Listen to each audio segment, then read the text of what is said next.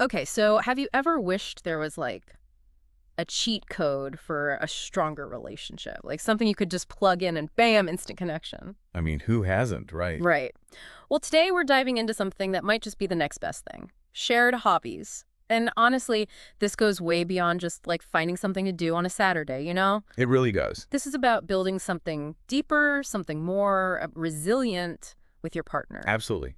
This is about strengthening the very fabric of your connection. Yes, exactly. And full disclosure, I've totally been down the trying to love what my partner loves road. You know, like that time I tried getting into model trains. Oh no, how'd that go?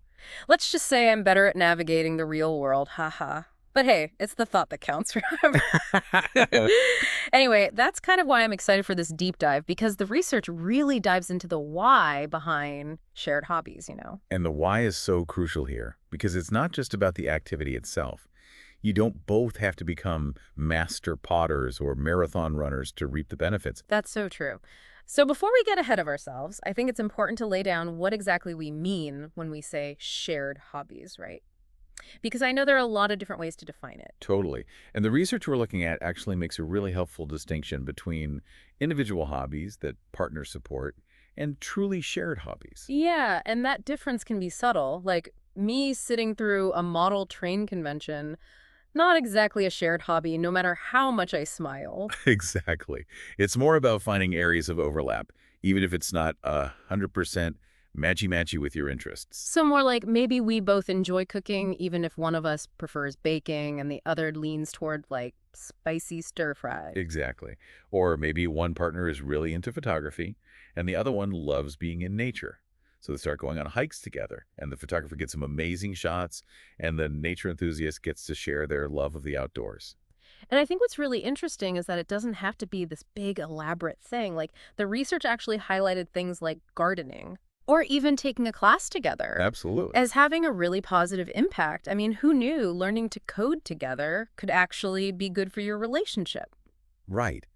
But it makes sense when you think about it Yeah. because you're learning new skills, you're problem solving together, you're celebrating those little victories. Yeah. All of that requires communication, compromise, being able to laugh at yourselves when things inevitably go wrong. Which, let's be honest, they sometimes do. Oh, absolutely. Yeah. But that's part of the fun, right? And those are all skills that are transferable to, well, pretty much every aspect of a relationship. So true.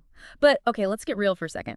What about those couples where like their interests are complete opposites? We've all heard opposites attract. Yeah. But how does that actually work in the real world of shared That's hobbies? such a good question. And it's something that I hear a lot from couples. Because, yes, sometimes you do have those couples where one person is like a total homebody and the other person is like an adrenaline junkie. And in those cases, it's not about forcing yourself to love your partner's hobby or vice versa. It's more about like finding that common ground. Hmm, interesting. So, for example, maybe the homebody loves to cook and the adrenaline junkie, well, maybe they're really into like trying new restaurants or something. So instead of the homebody having to go skydiving, Right. they can create a fun date night around, like recreating dishes from those new restaurants together. That is such a good idea. Or even just like setting the mood at home, you know, like making it feel like a special occasion, even if you're not actually going out. Yes, exactly. Because it's about finding that shared experience, even if it looks a little different for each person. So it's not necessarily about both people loving the exact same thing, but finding a way to connect through those different interests. Exactly. And I think that's a really important distinction because it takes the pressure off. You don't have to force yourselves into activities you both despise. And let's not forget the importance of encouraging individual passions. Right. Even if you're not doing everything together, showing interest in your partner's unique pursuits goes a long way. You're so right. Because, like you were saying earlier, it's all about building up that relationship bank account, Right. right? And those deposits, they can come from all sorts of places. Exactly. It's those little moments of connection, those shared experiences that really add up over time. Okay, so I have to share this one story I came across in the research that really stuck with me. It was about this couple, and get this, they bonded over beekeeping. Oh, wow. Really? I know, right? Beekeeping. Apparently, one of them, though, was originally terrified of bees, like completely terrified. But they decided to face their fear together, took a beginner's class, and they just really supported each other through every single step. And the amazing thing is, this activity which once filled them with fear, it blossomed into this amazing shared passion. They found themselves laughing together more, celebrating their honey harvests. Wow, that's so It sweet. was really heartwarming, and it's a perfect example of how a shared hobby, even something totally unexpected, can have a ripple effect on your relationship. It really is. Because it's not just about the bees, right? It's about overcoming challenges together, learning to communicate better, and just, creating those positive memories that you can look back on and laugh about. Exactly. And that's what makes shared hobbies so powerful. It's not just about having fun, it's about investing in the emotional foundation of your relationship. It's about building something that can weather those inevitable storms. Yes, 100%.